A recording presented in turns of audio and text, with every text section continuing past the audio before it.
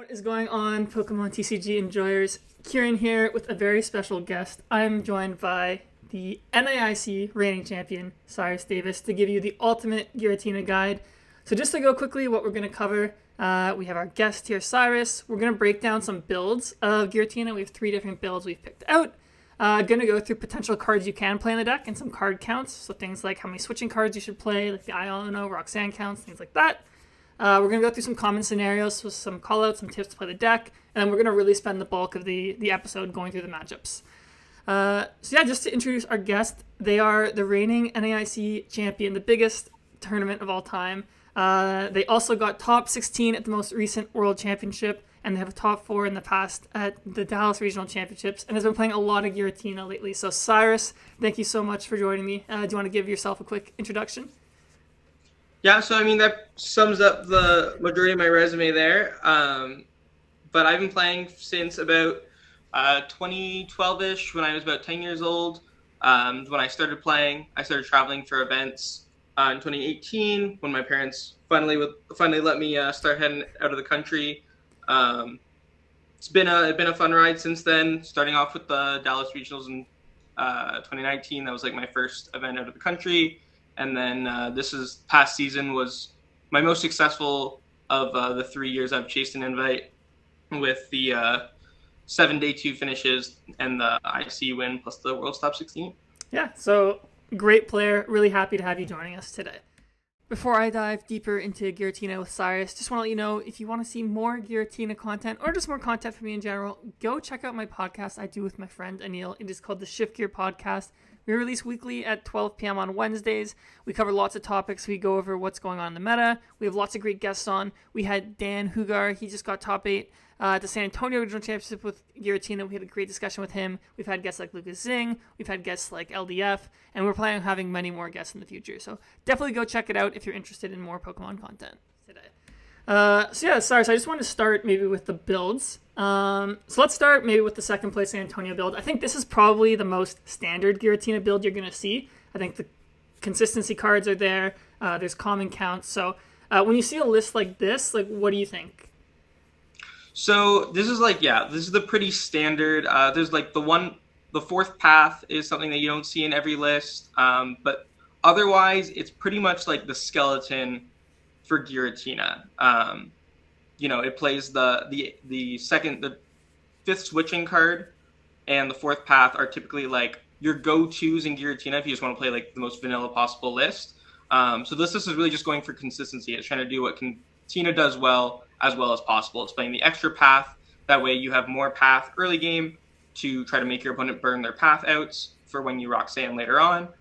It has the extra switching card just to make sure that your Tina doesn't get trapped and give you a little bit more escape rope options for early game when your opponent's going to try to put up stuff you don't really want to cram into. And otherwise, it doesn't have sort of some of the options that other lists have, but it has just sort of the baseline consistency. It does what it wants to do most games.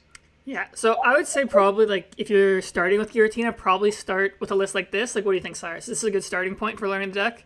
Yeah, I'd say this is pretty much exactly where you want to start. Maybe if you want to have a bit more consistency, you can play a couple extra copies of Pokegear, especially if you're going to Cups and Challenges. That can help even out your variance a little bit as far as the best of one format goes, just to hit your courses more often. That's going to be the most important part, or hitting your Roxanne at the end of the game. So the extra switch cards, I would say go maybe 3 path, 4 switch cards, and then 2 extra copies of Pokegear or something like that is, I think, where most people just starting to pick up Tina should start to have the extra early game and mid game consistency. Cool. Yeah, that makes a lot of sense. Okay, so this is a build that saw success at LAIC. It got top 4, and I thought it was interesting because they play Vacuum and Forest Stone, which I think kind of hasn't been seen since. So we don't spend a lot of time on this, but like, what do you think about this? Like, do you think this was a list maybe at the start of the format, and do you think we can kind of like shy away from this? Yeah, I think so. The Stone and the Vacuum are going to help you in certain matchups. I think especially, maybe going into a blind form metagame like LAIC, where, we knew what decks were coming out of Paradox Rift, but I don't think people really had a super good grasp on what the meta would be like. Charizard and Gardevoir ended up being the two most popular decks, and I think there was a lot more Roaring Moon hype before that event. Something like the Vacuum Force Seal Stone honestly could be seen as a bit of a product of the Roaring Moon hype that hadn't quite died yet before LAIC, because hitting the turn 2 Lost Impact in that matchup is so much more important than in almost any other matchup, and that's really what the Vacuum and Stone is for. Of course, they are helpful cards in other situations, but for the most part, they are there to help you hit turn 2 Lost Impact as consistently as possible. Cool. And that definitely helps more against like Moon, maybe even Miraidon, Lugia, which has sort of phased out now, but was a bit more popular then. Or even Inteleon. If you go first into Inteleon and get a turn 2 impact before they can put a VMAX active, if they don't get like the retreat into an extra Remoraid, then it can be really nice for that. But overall, I think the meta, especially as now that Charizard is sort of like the de facto most popular deck at every event, has sort of phased past that wanting to go for like super aggressive early games. Nice. Yeah, makes sense. Cool. And the last one I just want to look at here real quick is the list in the Malaysia League. I think this one's interesting because they have the Roaring Moon. So I think the Roaring Moon seems a bit counterintuitive since its first attack basically just does what Giratina Vstar's attack does. But they also have the Devolution TM in here. So what do you think about this kind of build of Tina? So I think something cool about this list is that it can a lot easier go for a 2-shot on big Pokemon by going like Cram into Calamity Storm, and then if your opponent can't deal with the 230 HP Pokemon, you're threatening Frenzy Gouging on the next turn as well. Which even if you just like, it's easier to get the Roaring Moon out, especially with the triple Nest Ball count, than it is to get your Star Requiem off, right? And you can do it much earlier. So the Moon, to me, I like to play Tina a little bit maybe more patiently than most people do. I'm trying to go for those late game comebacks usually, whereas Moon is going to help if you're going for an aggressive game. So matchups like Charizard even, it sort of bails you out if they get set up too fast before you do. And you need to sort of have that extra auto knockout. Sometimes you don't get the chip damage on the first Charizard and you need the extra, you just don't have the turns to put that extra damage on. So Roaring Moon can help with matchups like that.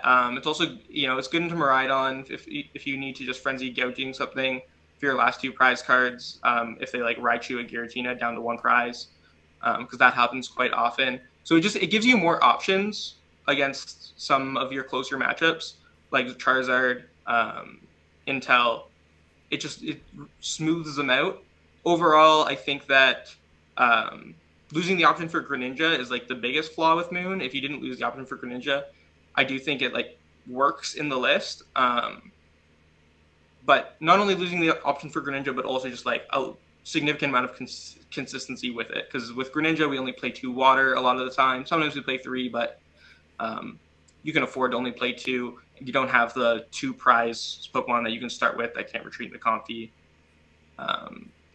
So the trade-off is like more consistency for more tech. The Devo TM is an interesting inclusion. It helps you against Guardy a little bit. There are definitely like game states against Guardy where you're with Devo TM, you can just not ever go ahead on prize cards until you win the game.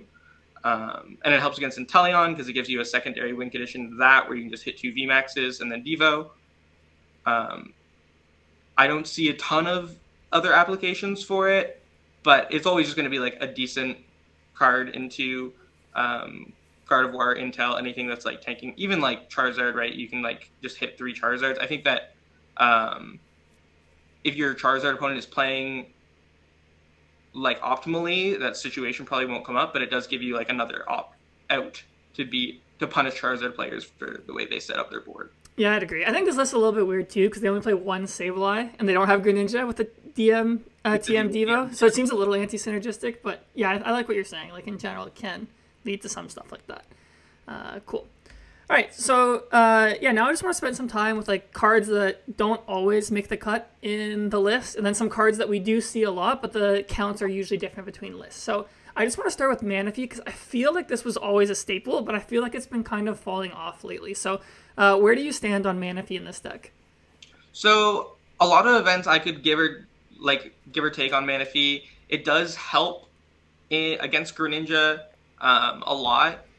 But, Baxcalibur is not really relevant right now, so you can sort of afford to cut it for that. It is helpful against Screamtail, but on a lot of games, that isn't going to be necessarily the decider.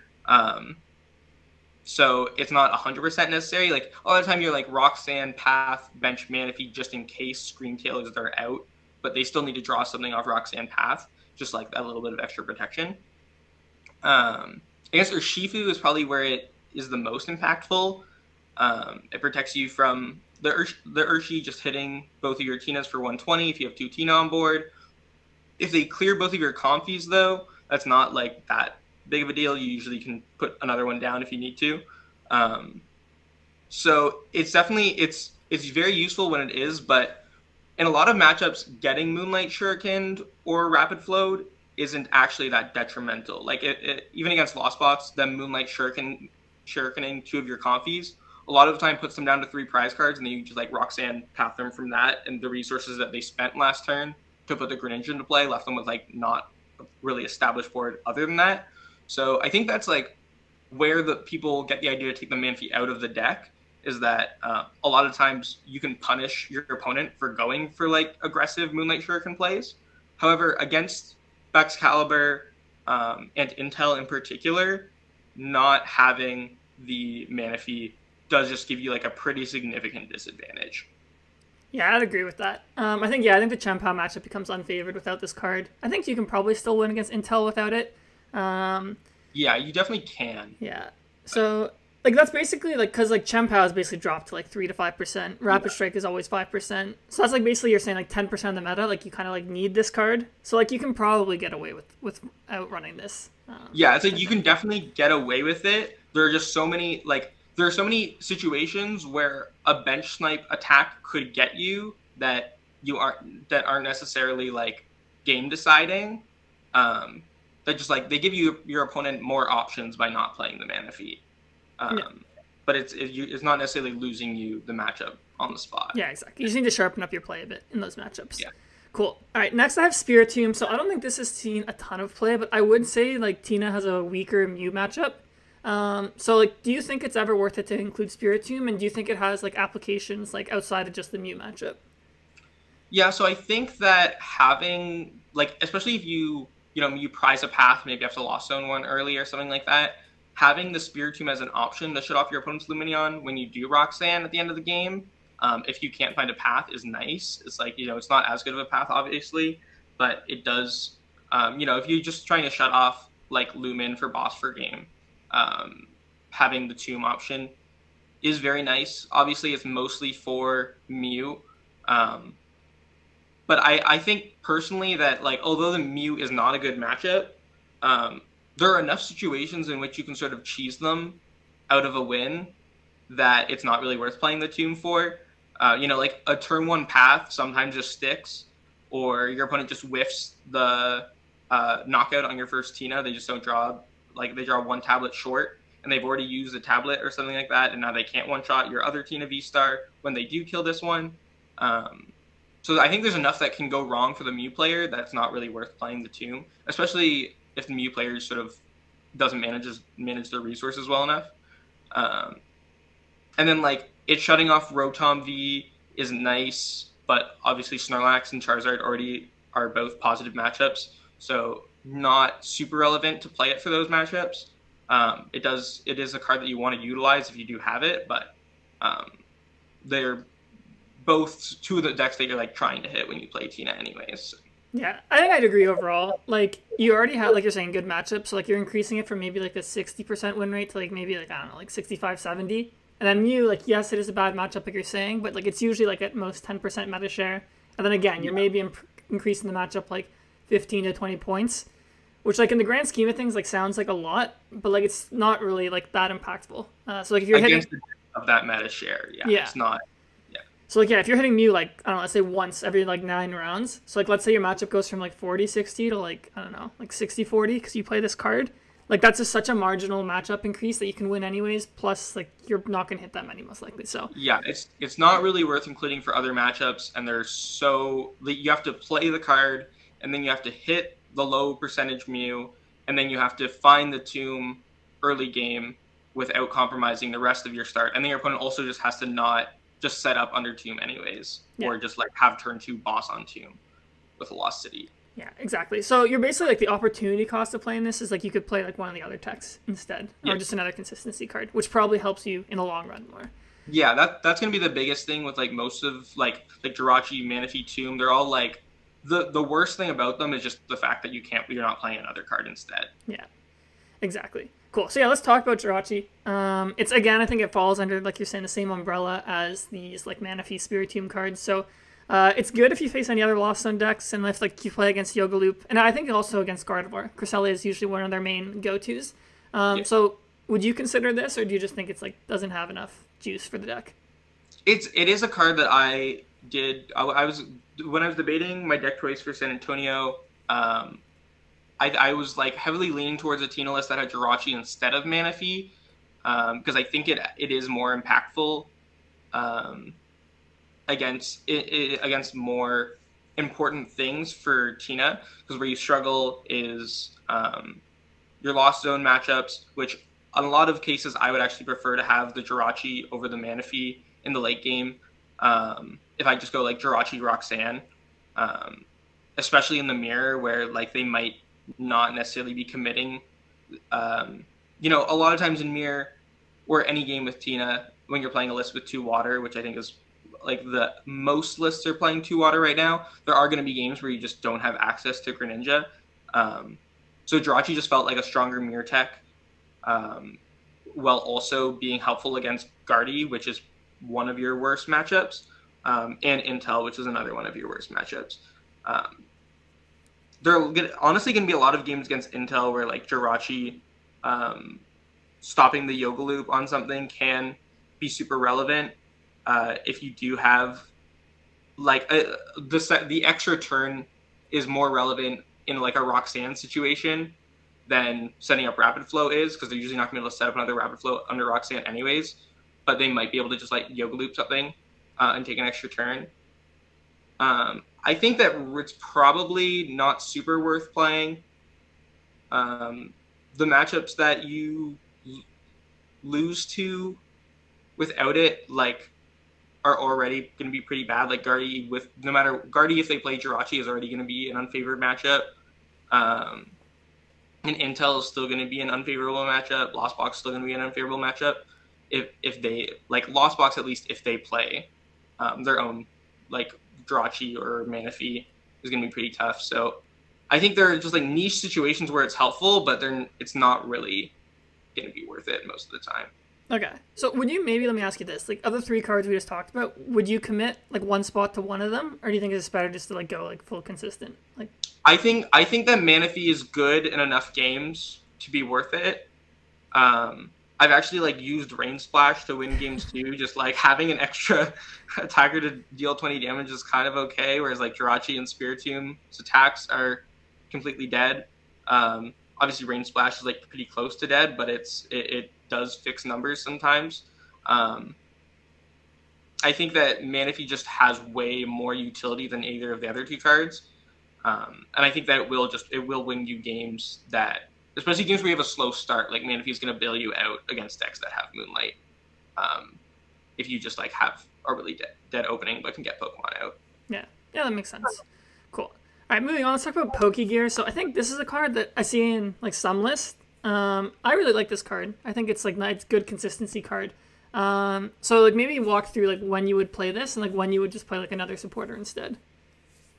So basically for me, the more Pokegear you have, the less Iono you need, basically. So for me, Iono and Pokegear are kind of interchangeable in the list. They serve very similar purposes. So the reason you would ever play an Iono is because it's good early game and it's good late game. For its worse Chorus, because it draws you cards but doesn't get cards in your Lost Zone, and it's a worse Roxanne because it disrupts your opponent but it also disrupts your hand.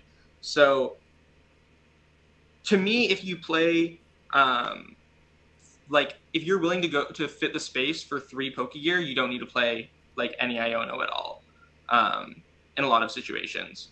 I think I had a list that, like we were talking about earlier with like what people should play as like a vanilla Tina list, I would go like 3 gear, 4 Chorus,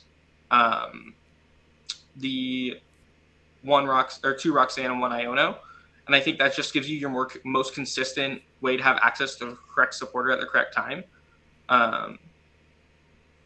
But it's really just a matter of like space. It makes your deck more consistent at the cost of having less options in the case of like prizes and lost zoning things. So the list I played at Brazil, for example, had like 3 counter catcher, 1 Iono, 2 Roxanne. And you know, that gives you a lot more access to gusting whenever you want it. It gives you more access to hand disruption when you want it. But you're going to be less consistent in general than having the heavier copy of Pokegear, because obviously early in the game nothing's gonna hit the way a Chorus is gonna hit. Yeah, exactly. So it's really just sacrificing that you're gonna have to be. But by not playing Pokegear, you have to be a lot more careful about what you about like how you set up your board in case you do get hand disrupted by like an Iono, because you're not going to have as many outs into the mid to late game to actually draw cards. Yeah, I think it's just honestly like any deck. It's like you have to always weigh like the power of all these like techs you're putting in versus like how consistently you even get to like execute your strategy. So this is probably like a personal preference. So if you're trying to like maybe like win a big tournament, like maybe you do need those extra techs. If you're trying to win a League Cup, like maybe you just need to like set up every game. So yeah, exactly. Like if you're playing a league, like a best of one in particular, like more Pokegear I think is genuinely just better because you know your average opponent is going to be a lower caliber than like a day 2 at a regional or an internats, and you just want to make sure that you can play the game. So having that heavier Pokegear out for better early games is just going to be better most of the time, as long as you can manage your resources correctly. Your opponent's your opponent's deck shouldn't give you that much trouble as long as you can set up with Tina, because you don't really have any matchups that are like that bad. Yeah, I agree. Mew is the only one that you like really don't want to see. Any other matchup you're like fine with. Cool. So yeah, the next card, it kind of goes in tandem with what I have after the Seal Stone, so maybe we can talk about them both at once. You kind of touched on it earlier, but what are your thoughts on like the Vacuum and Seal Stone combo in the deck? Yeah, so I think Vacuum alone is like actually kind of okay. It does like, I think the most useful time for it is getting a turn 2 Moonlight Shuriken, honestly. If you just play the Vacuum Stone, like obviously it does that as well, but it's also mostly just for getting to impact. But it is like a lot of games you do go to 9 when you attack with your Tina the first time. So having that Lost Vacuum sort of accounts for having like one less switch out to move the Tina Vstar back to the bench by allowing you to get that 10th card in the Lost Zone. And it can get rid of like some annoying tools like Bravery Charm on a Pokemon against Miraidon that you already hit with a Cram. There aren't like a ton of tools though that are actually that detrimental for Tina. Maybe like a Vitality Band against Charizard can come up. Yeah. And there aren't really many stadiums that are that bad for Tina either, which is why the card loses so much utility. But it does help you get to Sableye faster if you do get stuck at 9. Mm-hmm. It helps you get to Lost Impact turn 2 if you do find it. But yeah, you don't have a lot of targets to use it aggressively. Yeah. And there just aren't that many defensive options. That's my problem with it, is like you don't play, if you play one Seal Stone and you play one Vacuum, it's like it's really hard to draw like when you need it, because like normally Turbo Lost Zone decks always played 3 of each. So I just think it's like too hard to use effectively. Like it's a little too gimmicky. Like I'd rather just play like another card. So yeah, like the stone, I like just play a Pokegear at that point. Like in my opinion, it's just like just risk it on the 7 for the Chorus. You don't need the stone, because like trying to do that for Lost Vacuum to impact earlier or Sableye earlier usually isn't going to be the game deciding factor. Like usually, if your hand is that bad, you can probably wait a turn and just Roxanne and still come back. So like just playing something like a Pokegear that doesn't lose your Star Requiem, because to me the idea of it like bailing you for Sealstone, bailing you out of a bad situation at the expense of Star Requiem is just not. It's not going to work out most games. If your situation is already that bad that you need to use your stone, like immediately giving up the chance to Requiem in most matchups is going to lose you the game anyways. So yeah, I would agree with that. Okay, cool. Now I want to move on to some counts of cards. So I think Sableye, like normally you see like 2 or 3 in Lost Zone decks, but I've seen some Tina lists only play 1. So I know like Tina, obviously you have like Greninja's attack, you have Cram, and you have Tina, which you want to transition to towards the late game. So do you think you can get away with 1 Sableye, or do you think you need to be playing 2? So I think that it really depends on the metagame. So like, if you're gonna hit a bunch of Zard, Miraidon, and Guardy, let's say, Sableye might not be as useful. Against Guardy, even if they play Jirachi, Sableye is usually pretty strong. So I'll just say Zard and Miraidon, like those have been the two of the most popular decks pretty consistently. And Sableye definitely doesn't get as much value in against those matchups, assuming the Charizard just like has their Jirachi in play, Jirachi Manphy in play the whole game, and you can never deal with them, which it does happen quite often. Usually your prize map does not involve Sableye as Tina unless your opponent's board goes a little wrong. So there are a lot of matchups where you just don't get value out of Sableye, which is why I can see people going down to 1. I considered it for a bit and then immediately was like, no, you need 2. The thing is that you could just end up having to Lost Zone it, right? Mm-hmm. Like a lot of matchups you only need 1. Most of the time you only need 1. But it is such an important card in so many games that you can't afford to flower selecting the Colress Sableye on turn 1 and have to take the Colress. Yeah. To me, any Lost Zone deck sort of has to do the Archie Stoice effect with a lot of cards where you have to play 2 Archie, you have to play 2 Blastoise in case you prize them. It's sort of the same thing with Lost Box where you just you can't afford to only play 1 of a card that you're going to use almost every single game, because you not only do you have the prizes, which you will have access to eventually, but there are going to be so many Lost Zone decisions where you just have to Lost Zone. You have to Lost Zone your 1 of Sableye if you only play 1. Yep, I think that makes a lot of sense. And also, matches where you do have to chain Sableye, it's really annoying to have to go Rod, Gate every single time. Yeah, to have to hold, even, if you have a bad start early game and start with too many energy, and then you have to use a Rod to get the energy back into deck so you can Gate, and then you don't have a Rod for Sableye. Yeah, exactly. So I think, I would lean towards 2 as well. Okay, so next up, I just want to talk about Roxanne Iono. So I think you've kind of identified that, 2 Roxanne, 1 Iono is standard. I personally, much prefer Roxanne. I think it's, in a vacuum, better with what this deck's trying to do, being the late game combo. But can you maybe expand a bit on where Iono maybe shines, why you would include it instead of just playing 3 Roxanne, for example? So yeah, so Iono, I was sort of touching on earlier with the Pokegear, it's more of just a 1 card fits all kind of deal where it's if I have this in my opening hand or turn 2 and I don't have a Colress to play, this is kind of fine. I can take a slower start and at least draw 6 cards. Maybe that gets me into enough confies that I, can feel okay without having hit the Colress.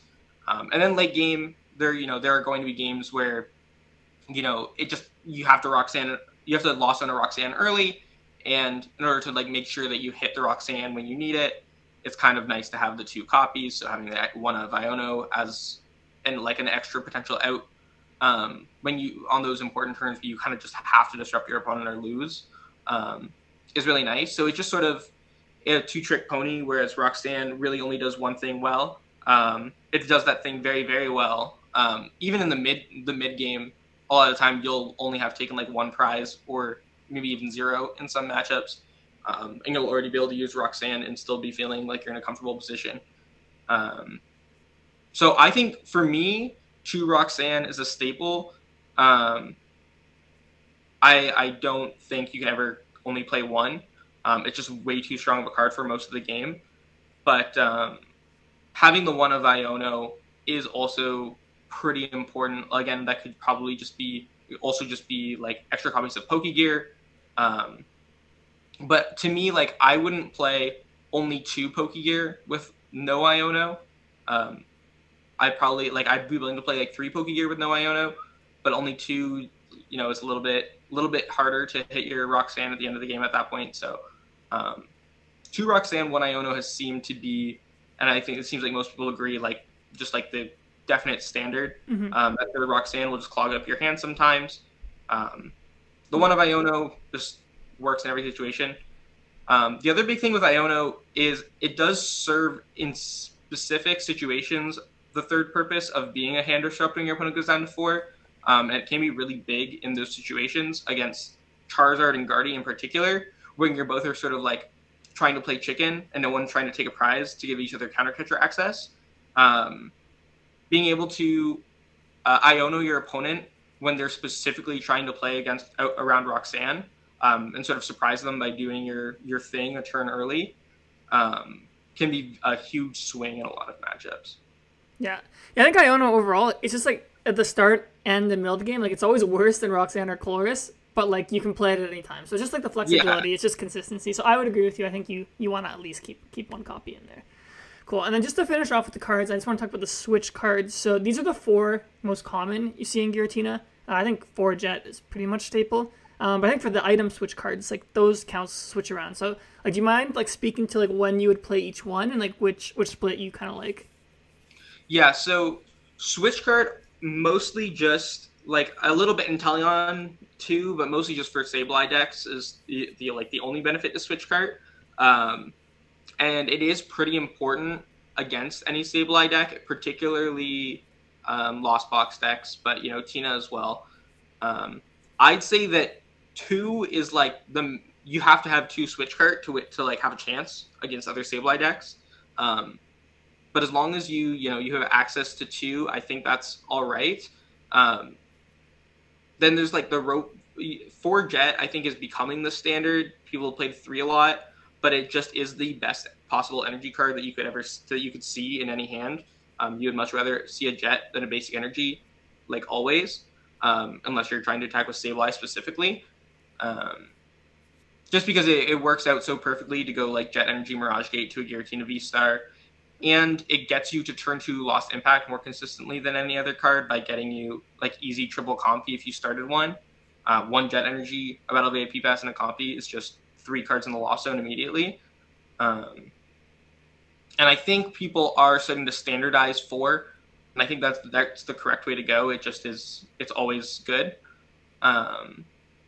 As far as like the other switching cards go, I know I've seen some lists with just like 3 switch cart, 4 switch cart, no other switch outs. I'm not a big fan of that. I think that, like I was talking about earlier with sort of the use of vacuum, there are a lot of games where you go to 7 and then you Lost Impact, and then you go to 9 and then your Tina gets stuck in the active and you can't Requiem, and you don't really want to Impact again because you can't afford the energy loss. So having at least 2 ways to get the Giratina Vstar to the active is pretty important. As far as your opponent like bossing, like counter catcher or bossing up a Giratina Vstar that has no energy on it, like that's not that big of a concern. As long as you try to not evolve your Tina in situations where that might come up. But of course it is still like helpful. But yeah, the biggest thing is just pulling your Tina back when you're at 9 in the Lost Zone. And in the rare instances where you just get a Tina stuck, you might get stuck at in the active with 2 energy on a Tina after using Requiem and not have the other energy after like an Iono to attack again. I just need to push to the bench to draw cards. So that is huge as well. I think you need a minimum 2 ways to get the Tina Vstar to the active other than Jet Energy. Personally, I'm not a huge fan of rope. It's obviously good in certain situations for pulling stuff up, but usually you actually want to hit the active. I think that most situations your opponent's biggest threat is in the active, and having to play rope is a detriment. That's why a lot of lists do play like the one-of switch. Personally, I think 4 switching outs is optimal. So I think that like 2 switch cart, 2 regular switch is my preference. I actually don't think rope is that good in the deck, but it does come up in certain situations where your opponent maybe doesn't manage their bench super well, and they give you an easy, basically like free boss on a rope. But for most of the time, if your opponent like manages their bench correctly, switch is just going to be better. So having 2 switch cart, 2 switch to sort of maximize that deck size efficiency is pretty nice. I think that when you play like 3 switch cart, that's when you're sort of taking up a little more space. I think that's part of why people play the 3 switch cart with double rope too, is that you have to use your switch carts a little bit more often if you play rope over switch in situations where you don't want to rope. So yeah, I guess that's... Yeah, no, I think that makes a lot of sense. Cool. All right. Now, moving on, I just want to go through some common scenarios and just, like, call-outs for the deck if you're trying to learn how to play it. So I think the first one is just, like, path. So I think we will talk a lot about matchups and all that, but I think Giratina has a chance versus almost every single deck just because of this combo. Just, like, the path, Roxanne, and sometimes even if you can, like, counter catcher stuff, you can strand it with Sableye, you can take out your opponent's biggest threat. So, like, when you're playing Giratina, like, this is what you want to be always working towards, like, every game. And there's even some games where, like, you're fine to go down even, like, 6-3 in the prizes just because it enables this. So, Cyrus, do you have anything to really add, or do you just, like, concur? No, yeah, this is broken. Yeah, I'll just say, like, I played, you know, the double Roxanne, the Iono, the Pokegear, 3-path, and I played the 3rd counter catcher at Brazil just to try to have the counter catcher combo in there more often. Because the like counter catcher Roxanne path, like Roxanne path is obviously strong, but counter catcher Roxanne path is just like game in so many board states. Yeah, 100%. So, like, this is just an example I pulled off of, like, how you could use this. Like, so for example, if you're gonna Sableye, this is when it's really strong. It's like if you Roxanne path a deck like Miraidon, like, you just counter catcher like whatever their like thing can't retreat, something with 2 retreat. You can literally just, like, Sableye around it, and if your opponent just goes draw pass, which will happen a lot, like, you basically just bought yourself a free turn. So, like, these are kind of the situations where you want to look out. It's like how you come back in games where, like, maybe you're down like 6-2 or something like that. So, yeah, that's what you kind of want to do. Yeah. And then, Cyrus, I just wanted to ask. Oh, do you have one thing to add? I was gonna say, like, the biggest thing is that, like, no matter how far you're behind, if you're playing against a 2-prize deck like Miraidon or Zard or Chien Pao, like, Roxanne Path Star Requiem is, like, the biggest thing about it is just protecting the Tina when you use Requiem so that it can immediately lost impact afterwards, right? So 1 Giratina Vstar is basically like 4 prize cards in and of itself. If you can take 1 prize card at the start of the game before you get to this point, then all you have to do after pulling off this combo is, like, lost mine once, and you just win. Yeah, exactly. So I think that's really good. Cool. And then I wanted to ask you this, because I'm not so sure on this myself. It's like, when do you cram or when do you Abyss Seek? Like, is this matchup dependent? Is it hand dependent? Because I know a lot of times with this deck, like we're just talking about, like, you can do the Roxanne path, and, like, using cram kind of slows down your setup since you're not getting 6 in the Lost Sun right away. So can you maybe speak to when you're looking to cram and when you're looking to Abyss Seek? Yeah, so basically you're looking at, like, comparing your hand matchup. It's a combination of hand and matchups of what you're trying to do next turn, basically. So, like, if you're in a matchup where you need to lost impact next turn, then you want to go for Abyss Seeking. Or if you're in a matchup where you don't really want to take this prize this early and enable, like, counter catcher onto Tina V, maybe you don't even have, like, a switch in hand to bring the Tina V back if it does get counter catchered, then you want to just go for Abyss Seeking because you don't want to take the prize. Against Zard is probably when this comes up a lot, and Gardy, both decks where you don't really want to go ahead or need to go ahead. So you'll just go for, like, an Abyss Seeking instead. Cram against something like Miraidon is always going to be correct turn 1 usually, and, like, depending on, you know, how strong your hand is. If your hand is just terrible, sometimes you just have to Abyss Seeking. You can't rely on, like, your 1 flower selecting in play for next turn, like in a board state like this one. And you just have to go for the Abyss Seeking to draw cards. But, like, most of the time, if you're just hitting into, like, a Radiant Greninja against Gardy, that's really nice because you get to Sableye that later. Or hitting into a Miraidon EX or a Raikou against Miraidon is super nice. You get to Sableye that later. Basically, you're just trying to use your cram to set up for Sableye knockouts, or if your opponent has, like, just a really bad turn 1, be aggressive, right? Like, if they just have, like, 2 rolls and play pass, then you're going to want to go for the cram to kill it. Or if they have 2 Charmander in play, whatever it may be. So you're trying to use cram sort of, like, either to prize map or to set up to, like, be sort of disruptive, right? Otherwise, you can just use Abyss Seeking to strengthen your side. There's also, like, sort of the in-game knowledge of, like, based on your opponent's deck and hand size, if you think they're gonna just Iono next turn anyways, So, your hand might be kind of weak, but you might be playing against Guardy with like 2 cards in hand. And it's like, okay, well, they're probably going to Iono next turn. I don't really need to build my hand up as much. I can take the turn to just cram something for 110. Yeah, no, agreed. So like I think it's every Pokemon player's least favorite answer, but it depends. Yeah. But I think you've done a pretty good job like outlining when you would do both.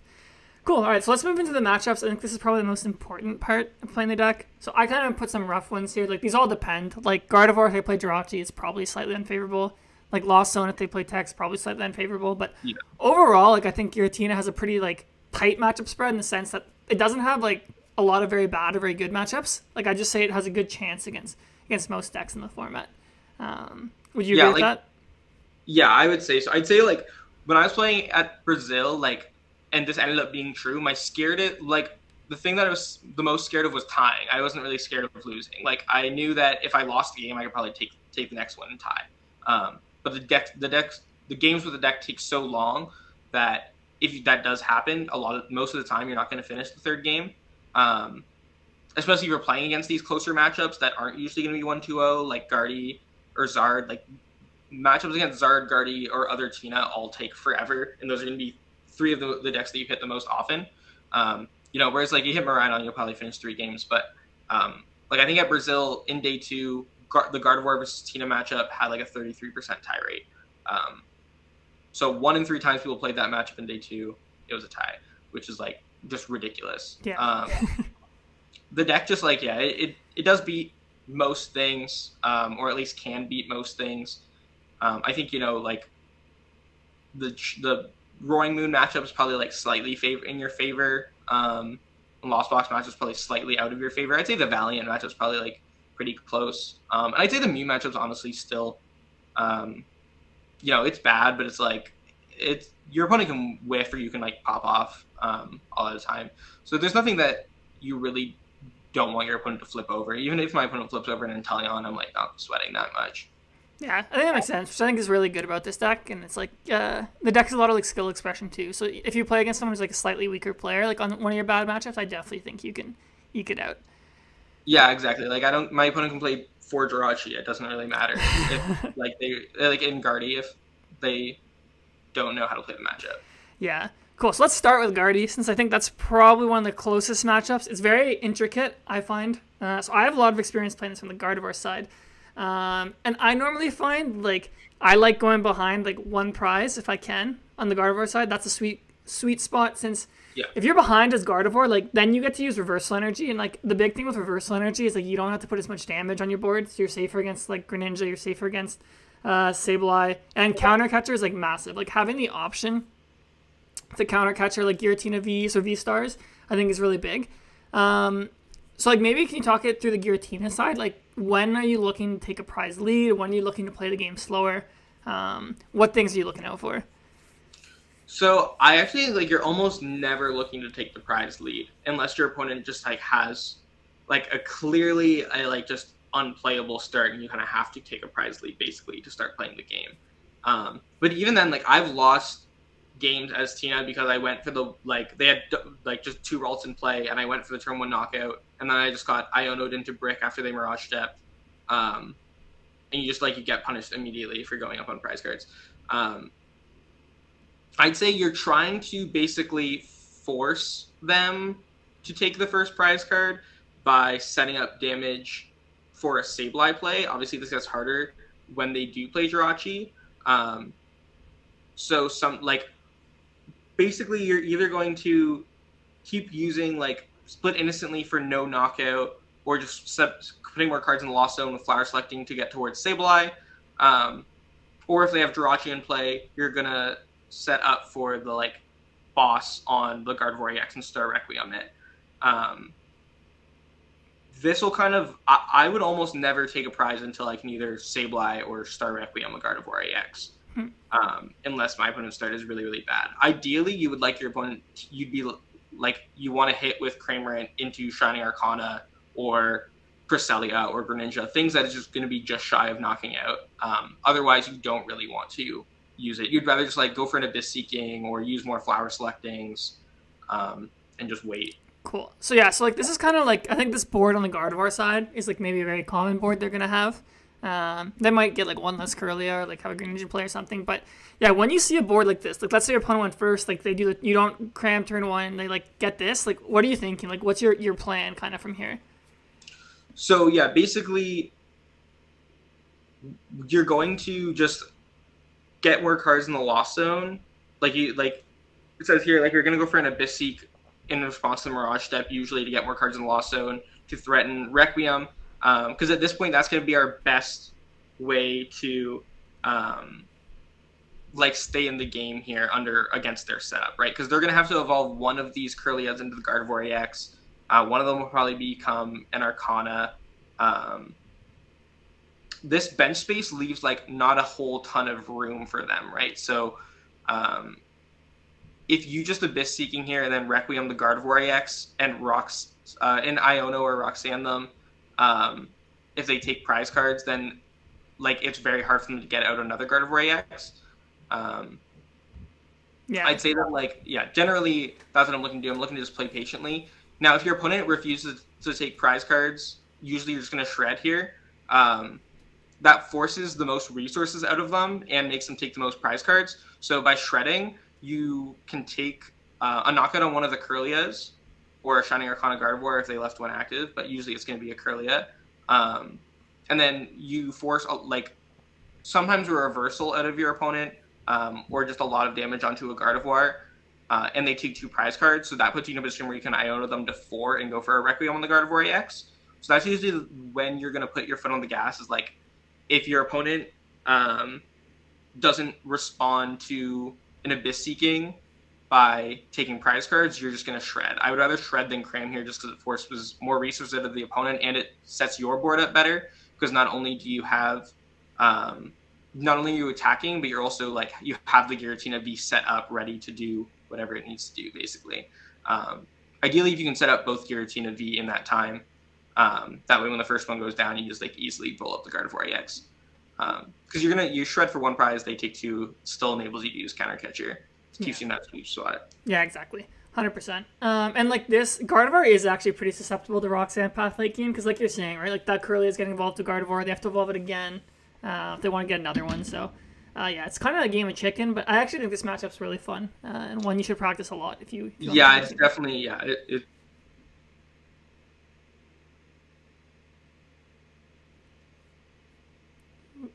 it's super, super confusing very quickly. Or like you're both just like sitting there waiting for someone to do something, like for the first like 5 turns.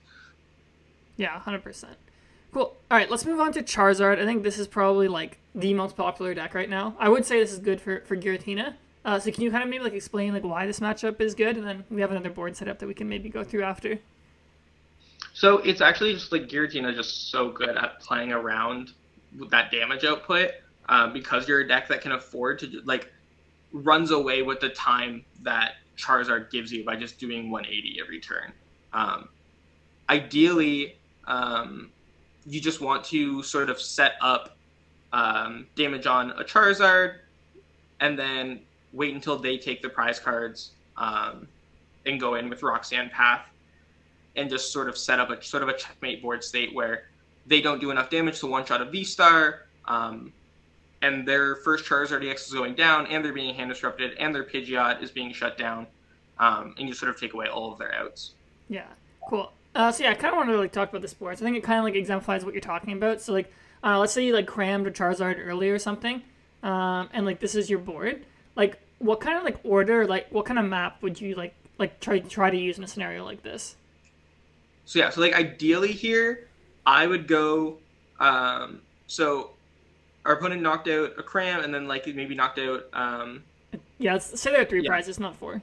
Yeah, well, maybe knocked out a Tina. Yeah. You want to chip the first Charizard, and then you're going to counter catcher and hand disrupt the opponent and start Requiem the Charizard with no damage on it, because it can't KO your V-Star back. So if the damage one comes up and hits you, you can just impact it. So honestly, like that board state alone is just like super, super favorable for you. That basically deals with both Charizards they have in play. It forces them to try to set up another one. The other option you have, obviously, if you can't get to Requiem yet, is to just pull up the Pidgeot and impact it, and then you don't need a Path as well. Or if you just whiff Path, that's normally when you'd bring the Pidgeot. Otherwise, if I can play the Path and Roxanne my opponent to 2, I'd rather just kill the other Charizard, because the damage Charizard really isn't that threatening to you at all. They also, like, they kind of need to have Jirachi and Manaphy both on board to stop you at that point, because you can just pick off their last Charmander before they can, like, break the Path Roxanne and evolve it. So it just sets up, like, a very clean prize map for you of just, like, chipping the first Charizard, letting them take a few prize cards, killing the clean one, and then finishing off the damaged one, and then you can just sort of boss the Pidgeot whenever. I'd rather, like, save the boss for the Pidgeot, because it's pretty low commitment to go for, like, a Lost Impact like for your last 2 prize cards with a boss, and, like, then you get the most use out of your counter catchers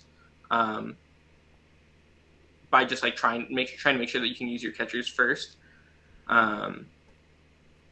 So yeah, that is, like, generally the prize map you want to go for against Zard. That 110 can be either, like, it can be a cram hit, or it can be a shred. Like, shred's also super fine against Zard, because they can't one-shot the Tina back anyways. And that's usually, like, how you give up the 2 prize cards. So, like, you maybe hit with a cram, or you, like, just flower selecting, and they go for, like, turn 2 Burning Inferno, is it called? On the combi that you have active, take 1 prize, use the Abyss Seeking to get more cards in the Lost Zone. They hit that, you just shred them, and then they knock that out. It's typically have, like, the first couple of turns play out, and then you go down to 3. You can Roxanne Requiem them. Yeah. And then, like, using the Abyss Seeking, obviously, to try to get to that 10 point when you need to. Cool. Yeah, I agree. I think this is a board that actually comes up almost every game, so I think this is, like, a very repeatable prize map you can execute. Cool. All right, let's talk about Lost Box. So I guess, yeah, this is a bit different in the sense that they're more turbo aggro. Like, let's just say they're playing either, like, the high-ends, like, Moon version, or they're playing, like, the Charizard version. What would be your, like, game plan against a deck like that? Against, sorry, which build? Like, just, well, let's talk about both. Like, you know, like, the normal one with, like, hands and Moon, and then, like, maybe the Lost Zard. Yeah, basically, getting Manaphy down against the Hands and Moon build is, like, pretty important, I would say. You just want to, like, take away an option to disrupt for them. You don't want to, like, risk just, like, having double combi knocked out and just sort of bricking. I'd actually say that, like, going for, like, setting up a Tina on the bench so that it can respond to something like an Iron Hands is pretty important against that build. But overall, you're just trying to play the Sableye game. So you're basically trying to play Lost Box with more disruption options and less, like, early game options. You don't have the same attackers they do. You're basically just trying to play Cram Sableye. And then you sort of have, like, Tina as a body for specific turns where you're kind of, like, I don't want to say you're, like, gambling, but, like, there are just turns where you're gambling a shred with a disruption card and just going, I think with your board state and hand size, you're not going to one-shot this Tina V. And then I can just go into a Vstar. Sometimes you just, like, Requiem a 1-prizer with a Vstar to like, have the bulky Pokemon that can attack next turn with Impact for your last 2 prize cards. But generally, you're just, like, saving all of your switch cards, saving all of your disruption cards, and basically you're trying to play the Lost Box mirror, and just sort of knowing that your opponent's probably going to be better at doing that, and it's going to come down to your, like, late game Roxannes and Iono. Yeah, I agree. This matchup is literally just Roxanne, Iono, and Prey. Nice. Okay, let's move on to Miraidon. So again, this is a very popular matchup here. I'd say it's probably favorable for Giratina. Like, can you maybe walk through why that is? Yeah, so you just have a very good chance of surviving a hit with the first Tina, like with the Tina Vstar. And as long as you can cram, like, either turn 2 going first or turn 1 going second, or just early in general, you can, like, pretty easily set up your last 2 prize cards with the Sableye later. Because they usually, like, if they start a Miraidon EX and you hit it with a cram, they're almost never going to attack with that on their next turn. Or, like, just in general, they'll usually just set up another Pokemon, so you can just pay it off with Sableye at the end of the game. And the big thing is that as soon as your opponent has taken 3 prize cards, your Giratina Vstar basically just takes 4 in response. The only thing you ever have to worry about is Raichu, and if they bench it to play around the Roxanne path, then you can counter catcher it on the same turn that you Roxanne that you Roxanne them and just kill it. And if they don't bench it, then Roxanne Path is still going to usually make it not an option for them. Obviously, the Mew EX too is like same deal. That's the most dangerous thing. If your opponent just like gets a lot of generators off, benches their Raichu, benches their Mew EX, and is like chilling with like Dynamotor every turn, and maybe you have a slow start that gives them time to get more extra energy on the board. That's the only time you really get checkmated, is if they have a Mew EX and a Raichu on the board, both powered up, when you go for the Roxanne Star Requiem. Otherwise, your Star Requiem is pretty much always going to take 4 prize cards in and of itself onto fully healed Pokemon, and then you can just save life your last 2 prize cards, either with like Counter Catcher on Flaffy or with like cram damage that you set up earlier. Yeah, I agree. And just one call out I want to put is like, it might be enticing to knock out Flaffy, but like normally you don't really have a turn to do that, because like you need to knock out like 3 2 prizers in a row. Yeah, like if your opponent happens to bench to you 1 prizers, that's great, but you do not want to waste the turn or damage on the Flaffy if it's the only 1 prize Pokemon your opponent has. Exactly. And I had a question for you. So like if you have a board like this, let's say the Miraidon goes first, and like they're threatening an Iron Hands turn 2, would you still want to cram, or is this a spot where you would pivot to like doing Abyss Seeking? So it depends on how bad your hand is, because I think that like generally it's still going to be correct to cram here, because by cramming here you're still threatening Lost Impact onto that hands to trade 2 for 2, which like other Lost Zone decks can't often do that, right? But Tina can pretty consistently, so not just depends on your hand, I guess, also depends on your Lost Zone count, and if you think you can hit Lost Impact next turn without using Abyss Seeking. If you can, then I think usually it's going to be better just to cram. If you can respond to the Iron Hands. If you Abyss Seeking, the thing is that like if you have like no cards in the Lost Zone, or like a slow hand, you just really need to find your first Chorus, you haven't played one yet, definitely go for Abyss Seeking. But if you have a decent setup, I would just do the 110 to set up for that Sableye on the Raikou later. Because if you Abyss Seeking, it's in the realm of possibility. Like, it's actually, like, most likely your opponent's going to be able to power up the Miraidon on the next turn and just kill your Giratina, right? Even if you have another Giratina, it's still, like, basically the same as an Ampy very much at a Cramorant at that point. You would rather lose a Cramorant 2 than you would lose a Tina, right, before it evolves. So you would rather them hands a Cram than Photon Blaster or Tina, just because you have a better board state in response to that. Yeah, I think that makes sense. And then, if they commit 4 to a hands, you're taking 4 energy off the board, which is pretty nice. Yeah, exactly. Cool. All right, moving on to Chien Pao. Like, this is kind of fallen off, but the deck still hangs around. So I think this matchup, like, the most important thing is you have to, like, go after their Bibarels. Like, if Chien Pao ever sets up 2 Bibarels, I actually think the game's, like, unlosable for them. I think the other thing you have to be careful is like, if you just start trading with Chien Pao back and forth, like Tina into Chien Pao, like, you have to make sure you're going to win the trade first, because it's a lot easier for them to keep, like, streaming Chien Pao knockouts. I'm trying to think, like, I don't think there's anything else too complex about this matchup. I think just Path, Roxanne, Counter Catcher is, like, insane. What do you think, Cyrus? Yeah, I would say if your opponent does have double barrel, but only 1 Bax Caliber out, maybe they even have a Frigibax, like, you can always, like, last resort, go for the Bax knockout instead, like, just, like, start Requiem of Bax Caliber on a Roxanne. And like maybe they only have 1 rare candy left or something like that. The other thing is like sometimes you can set up for a Greninja play actually, especially if you do go get ahead. Maybe you get like an early game Lost Mine or something like that. You can sort of set up for a turn where you like Roxanne Lost Mine the Manaphy, and then Moonlight Shuriken is like another win con if you had a depending on like how the board state is progressing. So I'd like look out sometimes for opportunities to go for Moonlight Shuriken. I do think it can come up. Yeah.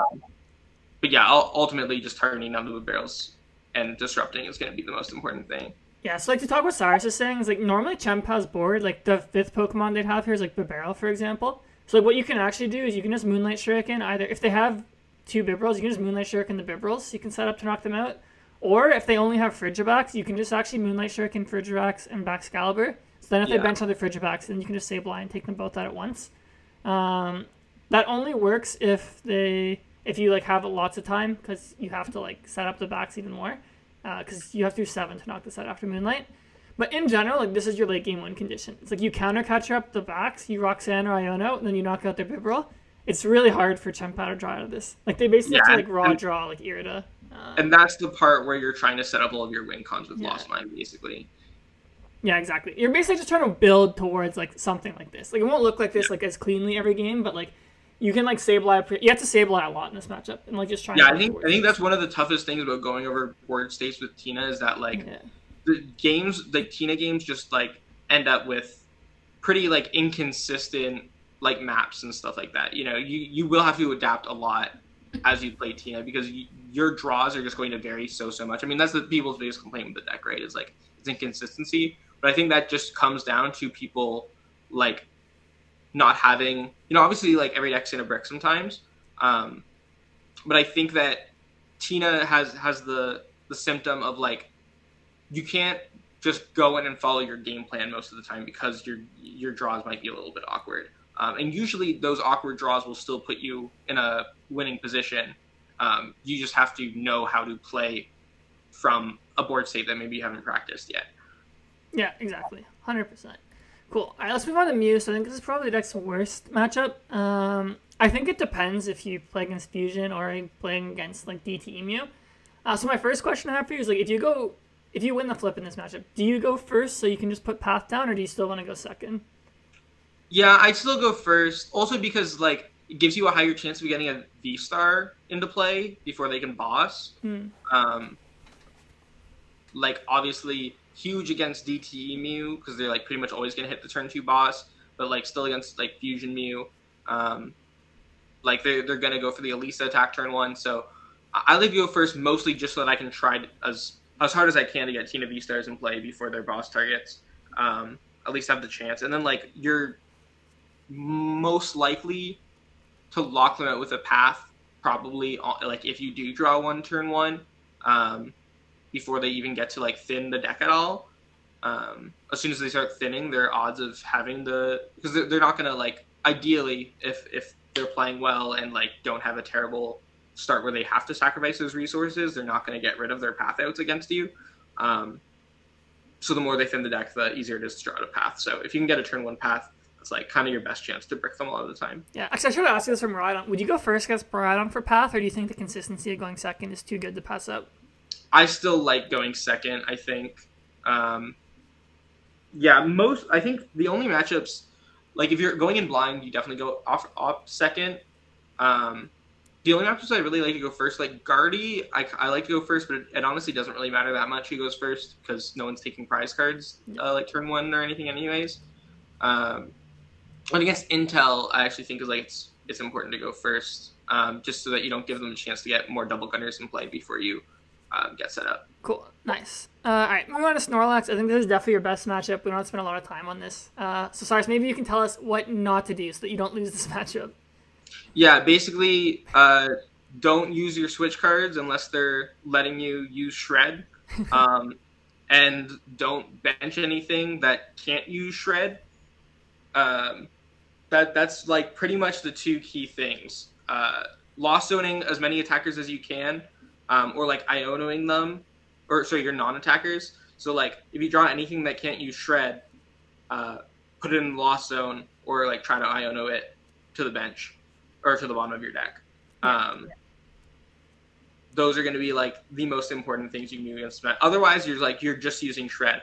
I think that one opportunity people miss is that like you only need to have so much energy to set up 2 Giratina Vs if they Erica one. So like. If your opponent just has if you like pulls up a Comfy and maybe you don't have Chorus, you can't find Switch, and you're sort of like draw passing, you might as well just like Mirage Gate 2 energy onto that Comfy and just do 30 because you might burn some of your opponent's pennies or like take away turns that they could otherwise use Misfortune Sisters. And then because like if they have like a Bravery Charm on, right, like and you Comfy them twice, suddenly they like kind of have to penny, right, because they think that you have a Switch in hand and you're just going to switch and Shred. So you're like basically wasting turns of them. Like basically that's the whole thing with Snorlax, right? Is just like every turn that he gets to play a supporter that like every time they just get a free turn to play a supporter, whether it be like Team Yell's Cheer or Silene just to get resources back, that's when you start losing the game. So is like just putting that little bit of extra pressure on with like Rain Splash or Spinning Attack, whatever gets stuck in the active. Like don't just start using Greninja and discarding all of your energy. But if you can just like do 30 to set them up for like a one shot with Shred, that's actually like pretty important. Yep, I think I agree with pretty much everything you said there. Yeah, cool. And I think there's the last one I have here is the Rapid Strike matchup. So I think this one is probably a little complicated since you have to play around like Yoga Loop and then Gmax Rapid Flow. So you said you want to go first in this matchup, but can you kind of like expand on like how this matchup normally plays out, like what you're trying to do? So basically, you can never bench more than 3 1-prize Pokemon because you want to make them knock out 2 Tina Vstars over the course of the game to win. Until, you know, like there are points that you reach where your opponent, like, there are points late in the game that you'll have to recognize, like, when you can afford to, you know, bench a Sableye or bench a Comfey. But ideally, you just want to put, like, double Comfey and a Manaphy or triple Comfey down, and those are all of your 1-prizers until the late game. Ideally, you're trying to chip an Intel VMAX because they're going to, then when they Rapid Flow, that's when you're going to go for, you want to Star Requiem their Shifu VMAX and then, like, Lost Impact the Intel that you chipped. Unless they, like, put a 2-prizer down, like, if they use Medicham at any point, that is really, really good for you because you can just Star Requiem a VMAX, Lost Impact the Medicham, and Sableye the Octillery, which usually you'll Sableye the Octillery with Roxanne on the same turn. That'll come up a lot after they knock out, like, the first Giratina. You'll go Roxanne, kill the Octillery, and then just come back from there with Requiem into Impact. Ideally with, like, a Path in combination so they don't have Tower. But that's, like, generally what your game plan is. If they bench 3 1-prizers, I would still, like, I probably wouldn't chase that. I probably wouldn't get baited by, like, trying to take a knockout on Octillery, Remoraid, Alakazam, because it just takes too long. Mm-hmm. And you have to bench too many 1-prizers to go for that strategy. But chipping the first Intel VMAX when it uses Spiral is always a good idea if you can, like, even just shred it with a undamaged Giratina. Trying to play around basically your opponent going, like, Rapid Flow on 2 Giratinas. So maybe, like, you wait until you start attacking to bench the other Giratina, or until the first Giratina has already taken damage, that way they can't Rapid Flow both of them. And then just, like, also playing around, sort of making sure you know where all of their damage is going to go, how many turns it's going to take them to actually, like, KO your V-Star, with, like, how many double gunners they'll need plus Alakazam. Factoring all of that in, like, also if you have the chance to, like, Lost Impact an Intel V or an Urshifu V before it evolves by, like, Counter Catcher, Mirage Gate, Lost Impact, that's always going to be the correct play pretty much, because it'll let you just win the game much easier because you only have to deal with 1 VMAX, which can just start Requiem. So yeah, like, trying to take advantage of a 2-prize knockout whenever you can, otherwise chipping the first VMAX, being mindful of Turo. Those are sort of the biggest things. Also, like, there are going to be a lot of games where their win con is escape rope, so, like, making sure you know when escape rope's a win con for them is also good, because they can, like, push your Pokemon that they want to double gunner back to the bench. Yeah, that makes a lot of sense. Cool. Yeah, this is definitely one you'd probably have to practice this matchup to get a good handle on it. This is definitely, like, one of your hardest matchups, but it's, like, still actually pretty close to 50-50 if the Tina player, like, really knows what they're doing. Yeah, I would agree with that. Cool. Well, Cyrus, I've taken up a lot of your time, so I really appreciate you coming on and teaching everybody, myself included, how to play Giratina. So the floor is yours. Anything else you want to say about Tina, go ahead. Otherwise, just plug yourself, whatever you want to plug. Yeah, thank you so much for having me. I love Tina. I think it's actually, like, probably... personally, I think it's the best deck in the format. I think Counter Catcher, Roxanne Path is just, like, way too good. I think it's, like, no other deck can come back from the prize deficits that Tina can as consistently as Tina can. It gives you so much player agency. Like, even if you do have bad starts, every game has bad starts, but Tina can usually play out of them.